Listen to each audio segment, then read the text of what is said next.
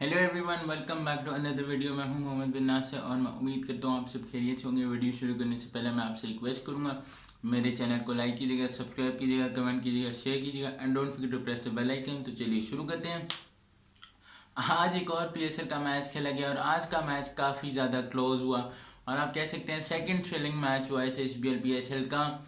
इससे पहले जो एक मैच हुआ था आपका पेशावर और कराची का, और आज कराची और कोयटा का मैच था लाहौर में ही। तो लगता है ऐसे है कि कराची ने मतलब जिम्मेदारी उठाई है कि हम थ्रिलिंग मैचेस खेलेंगे।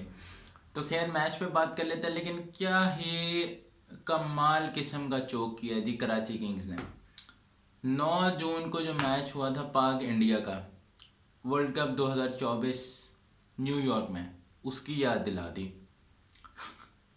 तो खैर मतलब समझ नहीं आई कि कराची का मैच हारा कहाँ पे है, कैसे हारा है। मतलब भाई 31 ओवर आप मैच में 40 में से डोमिनेट करो और फिर यह मैच हार जाओ। 50 रन चाहिए थे उनको, 54 रन चाहिए थे 50 बॉल्स पे, 8 विकेटें पड़ी थी। सोचो, कुछ याद आया? 9 जून कहा था ना, 9 जून।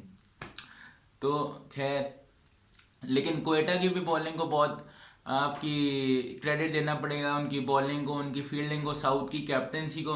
उससे पहले जो उन्होंने एंड में स्टार्ट, क्योंकि कोयटा ने भी बैटिंग में अच्छा नहीं किया था अपना, जल्दी विकेट्स एक दफ़ा फिर लूज की। हसन अली यार क्या कमाल बॉलिंग कर रहा है वो, माशाल्लाह। और दिल से खुशी होती है जब हसन अली को कमबैक करता देखते हैं, और उम्मीद है इंशाल्लाह इस तरह वो आगे अच्छा करता रहेगा और लीडिंग विकेट टेकर बनेगा और अच्छा करेगा अपनी टीम के लिए, और आगे जाके पाकिस्तान टीम में भी कमबैक करे हसन अली। तो बहुत खुशी होती है हसन अली के लिए, क्योंकि जितना उसने सहाया ना कुछ सालों में बहुत कम प्लेयरों ने सहाया। तो खैर हसन अली ने एक दफ़ा फिर आउटस्टैंडिंग बॉलिंग की और कराची को उन्होंने अच्छा मतलब कोयटा को मुश्किल में डाला। लेकिन हसन नवाज और उसके अलावा कुशल मेंडिस दोनों ने एक अच्छी पार्टनरशिप लगाई और जो है कोयटा को थोड़ा बहुत कमबैक कराया, क्योंकि खासतौर पे कुशल मेंडिस, हसन नवाज फिर भी थोड़े दबे दबे रुके रुके से लग रहे थे इस पिच पे। लेकिन कुशल मेंडिस जो थे वो आउटस्टैंडिंग क्रिकेट खेल रहे थे, अटैकिंग क्रिकेट खेल रहे थे। लेकिन अनफॉर्चुनेटली जब कुशल मेंडिस आउट हुए तो उसके अलावा जब मैं राना साहब की तारीफ करना चाहूँगा, राना फ़हीम अशरफ, उसने आउटस्टैंडिंग मैग्निफिसेंट बैटिंग की। राना फ़हीम अशरफ ने सिचुएशन के मुताबिक और अच्छे स्ट्राइक रेट से भी बैटिंग की और कोयटा को अच्छे स्कोर तक ले गए एंड में, अलॉन्ग विद हसन नवाज और राना फ़हीम अशरफ जो थे वो एंड में अच्छा खेले और 43 रन की इनिंग्स खेली राना फ़हीम अशरफ ने 27 बॉल्स पे।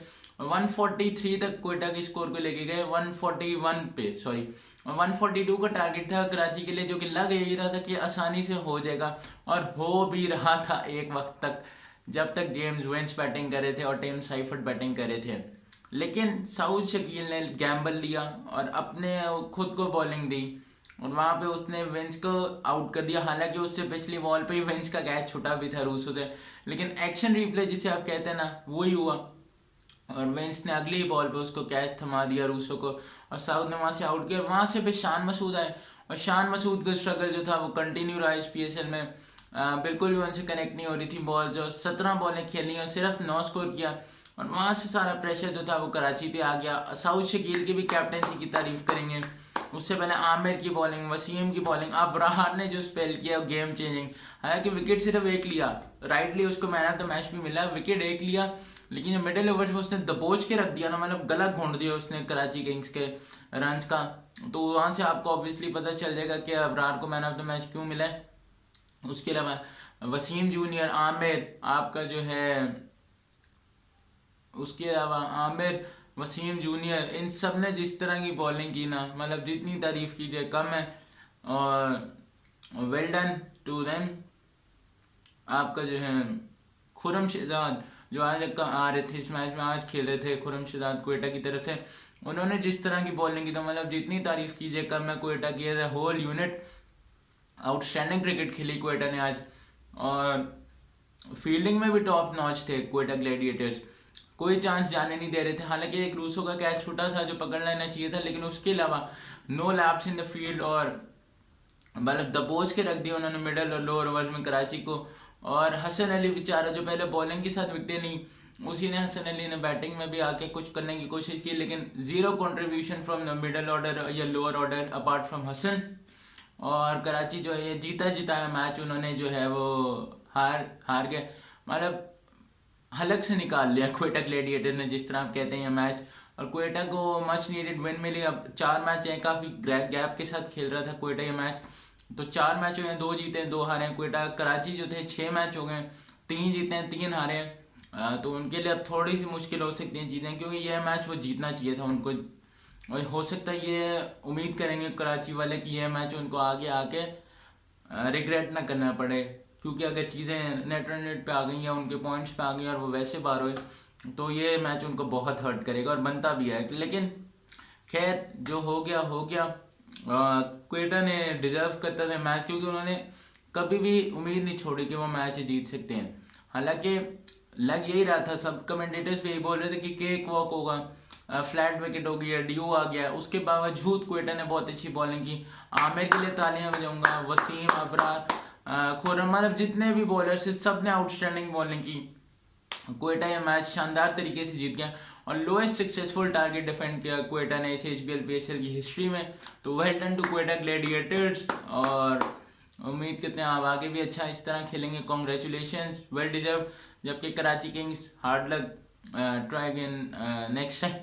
ट्राई अगेन के नेक्स्ट मैच तो नहीं उनका, लेकिन मतलब come back stronger for the fans.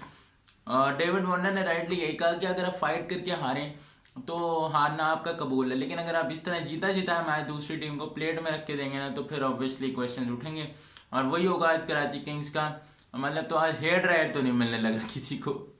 तो खैर हेयर ड्रायर की आपको कहानी पता ही होगी, नहीं पता तो रेफरेंस दे दिया मैंने आपको जेम्स विंस का, उससे तो वहाँ से चेक कर लीजिएगा कि क्या सीन है इसका। तो खैर अब आज जो है मैच इम्पॉर्टेंट मैच है, मुल्तान सुल्तान वर्सेस लाहौर कलंदर्स। दोनों टीमों के लिए बहुत इंपॉर्टेंट मैच है, खास तौर पर मुल्तान के लिए, क्योंकि अगर मुल्तान ये मैच जीतती है तो ये पॉइंट टेबल बहुत ओपन हो जाएगा और बहुत इंटरेस्टिंग हो जाएगा। क्योंकि लाहौर जो है वो भी फिर 2 मैच जीतेंगे और 4 हारेंगे, मुल्तान भी एंड पोटेंशियली जल्मी भी, अगर वो अपना अगला मैच हारते हैं तो और क्वेटा भी अपने 2 विन्स पे होगी। तो देखना यही है कि अब क्या होता है, और उम्मीद करते हैं कि अच्छी क्रिकेट देखने को मिले हमें। और मेरी दो दिन से प्रिडिक्शन तो ठीक हो रही हैं, बट उम्मीद करते हैं आज भी ठीक हो। और आज की मेरी प्रिडिक्शन है कि Multan sultans are going to win and are going to complete the double over the Qalandars. क्योंकि अगर आज मुल्तान हारता है खुदा ना खास्ता तो फिर बहुत मुश्किल हो जाएगा मुल्तान के लिए, और बहुत मुश्किल हो जाएगी मुल्तान के लिए कमबैक करना और इस टूर्नामेंट में आगे जाना। तो देखते हैं फिर क्या होते हैं। So yes that. और हाँ, जिस तरह एक और अपडेट है कि जिस तरह इंडिया के क्रू को जैसे आपको पता है कि बॉर्डर सिचुएशन टेंस हैं, तो वहाँ से निकालने की तैयारी है इंडिया को, मतलब वापस भेज रहे हैं इंडियन ब्रॉडकास्टर्स को। तो वहाँ से एक अंदर की खबर है, अभी कंफर्म नहीं है, डेवलपिंग स्टोरी है, और वो यही है कि हो सकता है मुल्तान लेक के मैचेस जो है वो स्क्रैप हो जाएं और सारे मैचेस PSL के 1 या 2 वेन्यूज़ पे शिफ्ट कर दिए जाएं ड्यू टू ब्रॉडकास्टर इशू, और डबल हेडर्स जो हैं वो भी सिंगल वेन्यू पे खेले जाएंगे। और काफ़ी ज़्यादा चीज़ें इस वक्त BCB में डिस्कस हो रही हैं। तो बस यही देखना है कि होता क्या है, क्योंकि इंडिया के वो ब्रॉडकास्टर 30 to 35 मेंबर्स का क्यू था, मुल्तान में आया हुआ था, लेकिन वो वापस जा रहे हैं। और यही होगा कि देखते हैं कि अब अगर PCB is trying to get the more broadcaster from England Australia वगैरह, तो अगर वो मिल जाते हैं तो वो लेग जो है वो as it is as plan जाएगी। बट अगर नहीं मिलता है तो हो सकता है कि वो स्क्रैप होके एक ही जगह शिफ्ट हो जाए, मे बी कराची और लाहौर। तो काफ़ी अनफॉर्चुनेट है ये, बट उम्मीद करते हैं कि एज शेड्यूल्ड ही हो सब कुछ। देखते हैं फिर क्या होता है। ये अब मैंने आपको एक्सक्लूसिव खबर दी है, कबूतरों की खबर जो होती है वो आपको दी है, तो देखते हैं फिर क्या होता है। सो आज की प्रेडिक्शन मेरी मुल्तान की है, और देखते हैं ठीक होती है या नहीं। आई होप हो, क्योंकि मज़ा आएगा और खुशी भी होगी कि अपना शहर जीत गया। तो yes, that's it from this vlog, hope you liked it. If you liked it please share, subscribe, comment, and don't forget to press the bell again. See you in the next video. Until then, Allah Hafiz.